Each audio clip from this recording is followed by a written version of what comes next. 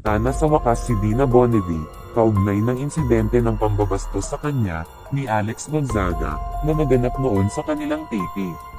Sa wakas, kinumpirma na, at idinetalye, ni Dina Bonnevie, kung papaano siya binastos, ni Alex Gonzaga, at kung papaano niya ito sinupalpal. Nagsalita na rin si Dina Bonnevie, kaugnay ng kanyang patama, laban kay Alex Gonzaga, sa viral nitong video, ng pamamahid ng cake, sa mukha ng waiter. Lahat ba ng mga statements, mga declarations na iyong ginawa in the past, and I was talking about the press conference and many others, ang pinag-uusapan ba, ang tinutukoy mo ba dito, yes or no, ay si Alex Gonzaga? Yes, it was Alex Gonzaga. But let me explain that that happened 12 years ago. We were doing a teleserye then, and it didn't come naman without reason.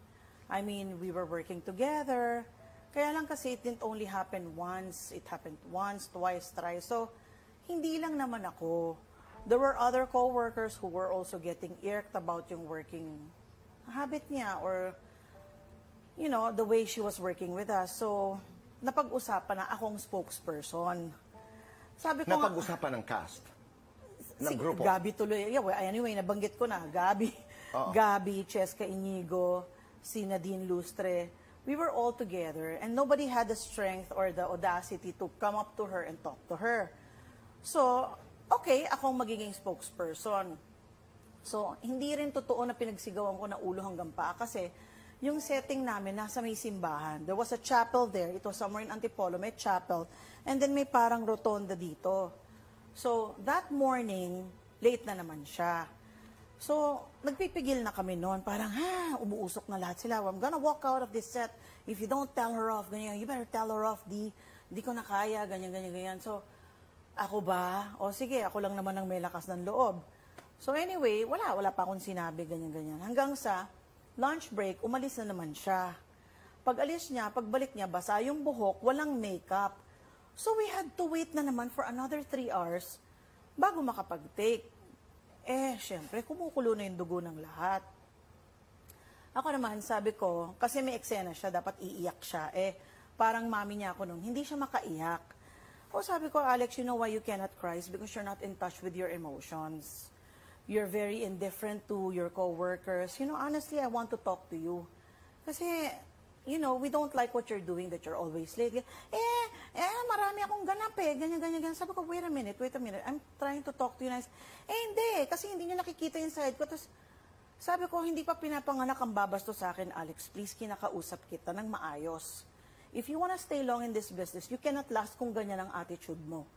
Na palagi kang late, dito ka pa maliligo sa set, and, you know, you cannot even memorize your lines, hindi ka makaiyak. Hindi, nagagalit siya kay Nadine kung nauunang umiyak si Nadine. Eksena niya daw yun. Anyway, long and short of it, sabi ko, I'm not talking to you like this because I want to put you down. I want you to succeed in your career. I want you to be great. Kasi siya yung banner star ng Channel 5. Okay, sige, I get that. But, sabi ko, granting na galing ka sa trabaho. Sabi niya, hindi naman ako galing sa bahay, galing ako sa trabaho. Kasi marami akong booking, alam ng mami ko yan. Gusto mo, kausapin mo pa yung mami ko. Sabi ko, kahit kausapin ko yung mami mo. The thing is, you made a commitment to come to this taping. You have to come early. It didn't only happen once. Twice, ang dami ng beses. Nakakapagod na rin. Sabi ko, kung gusto mong magtagal sa industriya, hindi ganyan yung ugali, Alex. I hope you understand. Okay. How did it end, Dina? Wala ang ending. Nag-iyakan kami, and then okay na. So, kumbaga, naiyak din ako because nagsalita ako because I had to spill my heart out. Okay, alright. Kasi pagod na rin ako. So you parted okay? Okay kami. Nagkataon lang nung yung press con, may nagtanong sa akin, meron na bang artistang nagprimadonna sa'yo? Okay. Oo, sabi ko marami. And then sinabi na nga nung, hindi, balita namin, totoo ba yun? Nakagalita mo si Alex Gonzaga, ganyan, ganyan. Ay, naku, sabi ko, wag na natin pag-usapan yun, matagal na yun.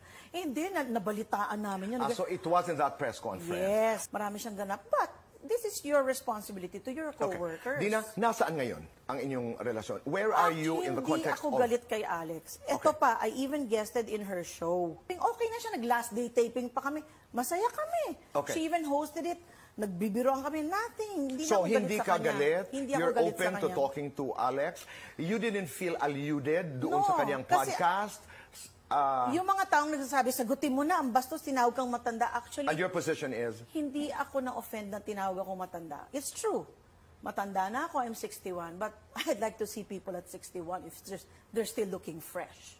Alex, walang problema si Dina. Ang Fast Talk with Boy Abunda ay bukas sa panig ng iyong kwento para mabuo natin ito, para matuldukan. Sabi nga ni Ms. Bo, this has been lingering for a long, long time. Yes. Wala naman. She's not angry. I mean, she just did that narrative in answer to a question in a press conference. Maraming salamat. Yeah, and then yung cake issue naman na yun, sabi na, Okay. bakit nag-post? Actually, si Esther Dang nag-post. Okay. Kasi that time, di ba, nandun na yung cake, tapos, ganun yung mga tao. Parang nanunok siya. Tapos sabi ko, parang yung waiter, natatakot na siya. Sabi ko, no, I won't put cake on your face. alright. But not, to do something. Parang joke na lang. Sige, i-post mo na. It was a joke. Okay, all right. I get But that. I didn't intend to hurt. If I hurt Alex's feelings because na-post yun, sorry, pero it was a joke. It was, wala, we were just having fun nung birthday ko. Maraming salamat. Okay. And you stay kind.